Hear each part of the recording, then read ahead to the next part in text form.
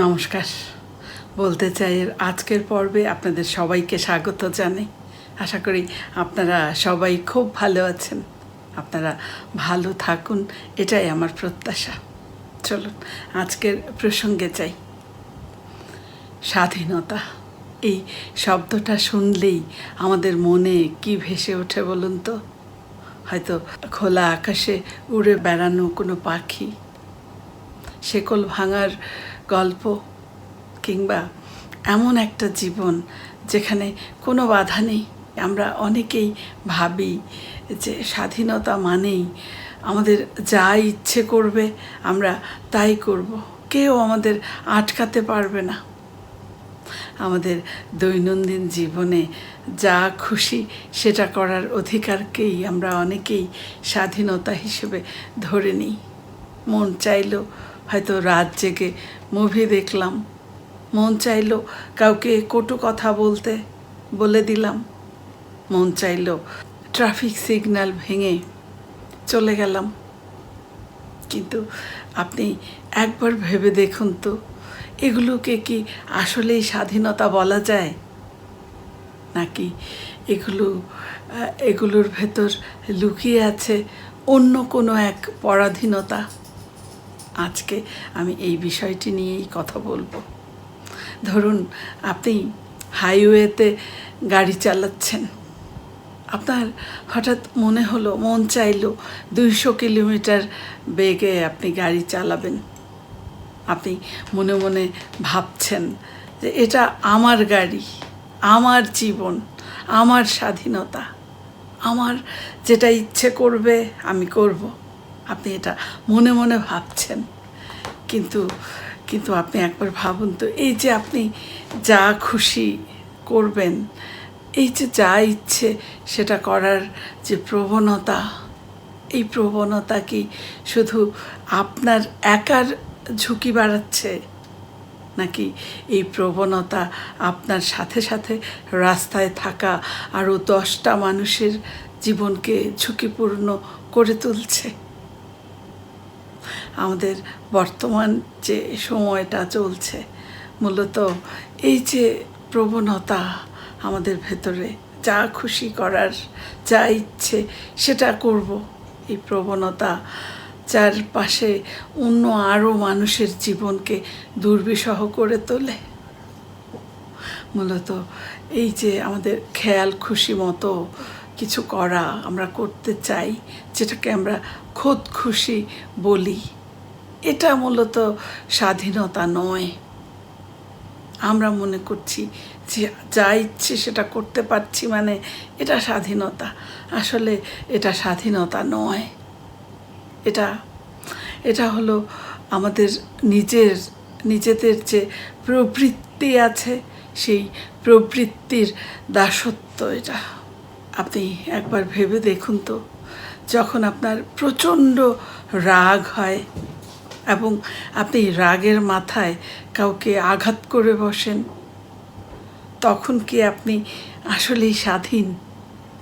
নাকি আপনি তখন এই যে আপনার এই রাগ নামক আবেগ, সেই আবেগের দাসত্ব করছেন আপনি? যখন আপনি লোভে পড়ে কোনো দুর্নীতি করেন, তখন কি আপনি স্বাধীন? নাকি আপনি মূলত এই লোভের শেকলে বন্দী? অর্থাৎ যে মানুষটা তার নিজের আবেগ, এই যে রাগ, লোভ, কামনা, বাসনা, হিংসা, বিদ্বেষ, এগুলোকে নিয়ন্ত্রণ করতে পারে না, সে তো আসলে তার নিজের মনেরই দাস হয়ে আছে, নিজের মনের দাসত্ব করছে। তাহলে সে স্বাধীন হলো কিভাবে? তাহলে চলুন জানি আসল স্বাধীনতা কি, আসল স্বাধীনতা কাকে বলে সেটা বুঝি। মূলত এই যে আমাদের যে আবেগ, অর্থাৎ আমরা যা খুশি তা যে করি, সেটা মূলত আসল স্বাধীনতা নয়। আসল স্বাধীনতা হলো নিজেকে অন্যায়, ক্ষতি বা এই যে ভুল, এগুলোর হাত থেকে আটকানোর ক্ষমতা। হ্যাঁ, আপনি ঠিকই শুনেছেন। অর্থাৎ আপনার খারাপ কাজ করার সুযোগ থাকা সত্ত্বেও আপনার ভেতর থেকে নিজেকে আটকানোর যে শক্তিটা, এটাই হলো স্বাধীনতা। এই যে আপনি নিজেকে আটকে দিতে পেরেছেন, এটা হলো স্বাধীনতা।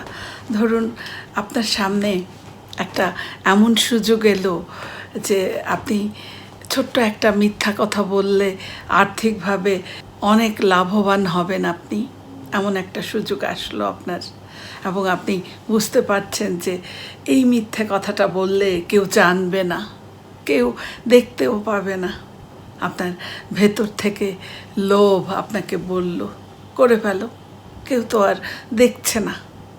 এটা আপনার ভেতর থেকে লোভ আপনাকে বলছে, কিন্তু আপনার বিবেক আপনাকে বলছে না, এটা অন্যায়। এবং আপনি বিবেকের এই ডাককে উপেক্ষা করতে পারলেন না, আপনি নিজেকে আটকে দিলেন। এই যে নিজেকে আটকানোর যে ক্ষমতা, এটাই হলো স্বাধীনতা। আমাদের সমাজে আমরা তাকেই শক্তিশালী বলি যে অন্যকে হারাতে পারে, কিন্তু প্রকৃত শক্তিশালী তো সেই যে নিজেকে হারাতে পারে। এই যে আজকের যুগে আমরা সোশ্যাল মিডিয়ার কল্যাণে আমরা কি করছি বলুন তো? আমরা আমাদের মনোযোগকে হারিয়ে ফেলছি দিন দিন, মনোযোগকে ধরে রাখতে পারছি না। হয়তো আগামীকাল আপনার একটা গুরুত্বপূর্ণ পরীক্ষা আছে বা কোনো কাজ আছে, কিন্তু এই মুহূর্তে আপনার যেটা প্রয়োজন, যে কাজটা প্রয়োজন, সেটা না করে আপনি হয়তো মোবাইল হাতে নিয়ে রিলস বা শর্টস দেখছেন, অথবা টিভিতে কোনো প্রোগ্রাম দেখছেন, আর মনে মনে ভাবছেন মাত্র 5 মিনিট দেখব। আপনি 5 মিনিট দেখবেন চিন্তা করে শুরু করেছেন, কিন্তু কখন যে সেটা 2 ঘন্টা পার হয়ে গেল আপনি টেরই পেলেন না। সেই মুহূর্তে আপনি কি স্বাধীন? না, সেই মুহূর্তে আপনি মূলত এই যে সোশ্যাল নেটওয়ার্কিং যে সাইট, অর্থাৎ এই যে অ্যাপের অ্যালগোরিদম, এই অ্যাপের অ্যালগোরিদমের দাসত্ব করছেন। কিন্তু যখন আপনি নিজেকে আটকাতে পারেন, অর্থাৎ এই যে যখন আপনার মনে পড়লো কাল আপনার সেই গুরুত্বপূর্ণ কাজটির কথা, এবং আপনি নিজেকে বললেন না, কাল কাজ আছে আমার, আজকে আমি এটা করব না, ফোনটা আমি সরিয়ে রাখবো, এবং আপনি সত্যি সত্যি ফোনটা সরিয়ে রাখলেন আর আপনি আপনার কাজে মনোযোগী হলেন। এটা যখন আপনি করতে পেরেছেন, সেই মুহূর্তে আপনি প্রকৃত অর্থে স্বাধীন।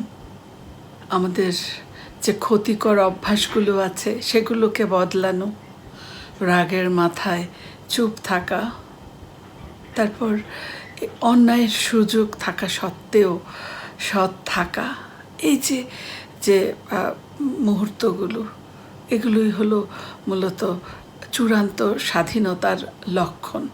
কারণ তখন আপনি মূলত আপনার জীবনের স্টিয়ারিং হুইলটা নিজের হাতে রাখেন। আপনি আপনার জীবনের যে নিয়ন্ত্রণের ভার, সেটাকে আপনি সাময়িক আবেগের হাতে ছেড়ে না দিয়ে নিজের হাতেই আপনি শক্ত করে ধরে রাখেন আপনার জীবনের স্টিয়ারিং হুইলটা। এটাই মূলত প্রকৃত স্বাধীনতা। আপনি একবার একটু ভাবুন তো, যদি আমরা এই প্রকৃত স্বাধীনতার চর্চা করতাম, তাহলে আমাদের সমাজটা কেমন হতো? আমরা প্রত্যেকে যদি অন্যের ক্ষতি করার আগে নিজেকে আটকাতে পারতাম, তাহলে এই যে এত পুলিশ, এত আদালত, এত জেল, এগুলোর প্রয়োজন হতো না। আমরা বাইরের যে শত্রু, বাইরের যে শেকল, সেটা ভাঙতে চাই, আমরা বাইরের শেকল ভাঙতে চাই, কিন্তু আমাদের নিজেদের ভেতরে এই ক্ষতিকর লোভ, লালসা, তারপর এই হিংসা, বিদ্বেষ এবং স্বার্থপরতা, এই শেকলগুলোকে আমরা ভাঙার কথা ভুলে যাই। এজন্য আমরা বুঝতেই পারি না প্রকৃত স্বাধীনতার স্বাদ। বাইরের স্বাধীনতা আমাদের অধিকার দেয় ঠিকই, কিন্তু এই যে ভেতরের স্বাধীনতা, এই ভেতরের স্বাধীনতা আমাদেরকে মানুষ করে তোলে। তাই আসুন আসুন আমরা আমাদের মনের দাসত্ব না করে আমরা আমাদের নিজের মনের রাজা হই। নিজেকে অন্যের ক্ষতি করা থেকে আটকানোর যে অদ্ভুত সুন্দর ক্ষমতাটা রয়েছে, সেই ক্ষমতাটা আমরা সবাই অর্জন করি। আমরা প্রকৃত অর্থে স্বাধীনতার স্বাদ অনুভব করি। আপনাকে অসংখ্য ধন্যবাদ ভিডিওটি শেষ পর্যন্ত দেখার জন্যে। যদি আপনার মনে হয় ভিডিওটি গুরুত্বপূর্ণ, তাহলে শেয়ার করবেন, ছড়িয়ে দেবেন আপনার আপনজনের কাছে। সাবস্ক্রাইব করে বলতে চাই এর পাশেই থাকুন। আমি আবারও ফিরে আসব এরকম কোনো নতুন ভাবনা নিয়ে। ততক্ষণ আপনি খুব ভালো থাকুন, সুস্থ থাকুন। শুভরাত্রি।